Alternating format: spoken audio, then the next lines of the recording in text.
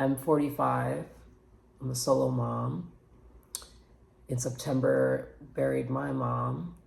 And a few years ago, I was gifted 40 acres of reparations of land that I can't afford to build on.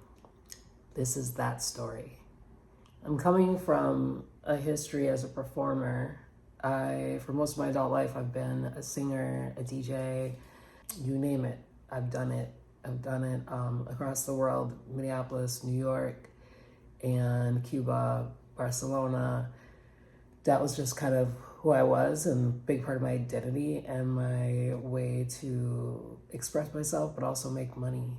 I've also been a professional photographer for 20 years, and I have done everything from created prints for exhibitions to shooting photos for foundations and nonprofits and organizations, and then also just individual artists, doing artist studios and doing press, media, editorial. I got into doing more hands-on work, working with the nervous system, working with trauma in the body, doing craniosacral therapy, massage therapy, fire cupping. I used to do more like energy work and also meditation. I am a certified meditation coach. Everything changed in 2020. Obviously for a lot of people, but for me, what shifted was, I live in Minneapolis at the time. So not only did everything shut down and artists kind of got shifted out of being able to work, but also the murder of George Floyd was right here, and everything went berserk as it should have.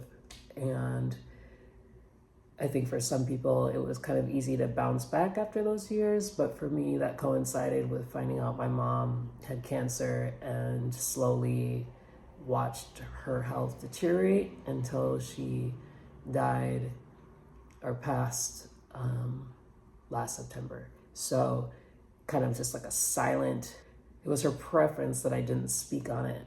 So I just kind of silently, slowly, part of myself was just dying as well. And I really lost the urge to be on stage performing or to be entertaining folks, and really just kind of focused in on the land as a place to retreat and to build community. I think I've always struggled with a little bit of self-sabotage and self-doubt, but something about all those things compounding while I'm watching my first home, my mom, get frail and get sick, it started to really amplify any mental health struggles that I already struggled with. And I really started to isolate and hide and really just like question a lot of my purpose. That kind of coincides with me giving my life to God and kind of laying down my life. And in some ways that even further had me feeling isolated from the life that I was living before, the work that I was doing in a really spiritual field before. And also, as a performer on stage, without those things to lean on, I found myself just kind of stuck. What made me decide to kind of start over now is I realized because of my age, I was kind of settling and accepting defeat as if as if I was finished, and as a mother, I don't want my daughters to ever think that their age is any barrier, because obviously the biggest barrier is ourselves, not the number. And so we got the opportunity to move into a new place, and I figured I might as well just start over from scratch, start from the beginning. And as I continue to grow, I hope to inspire others to get back up themselves.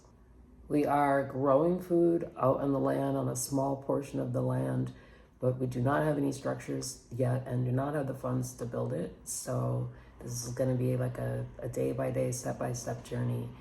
We live in the city and we travel out to the land as a group. There's a small group of us that have come together, and we're slowly building things. We built an outhouse, and we have dug a well, and we get a really long hose and truck across the land to water things, the trees and the plants and things that we've planted.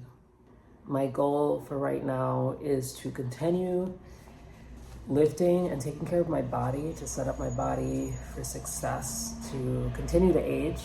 And we're gonna build a structure of some sort at the end of this month with some help of some friends.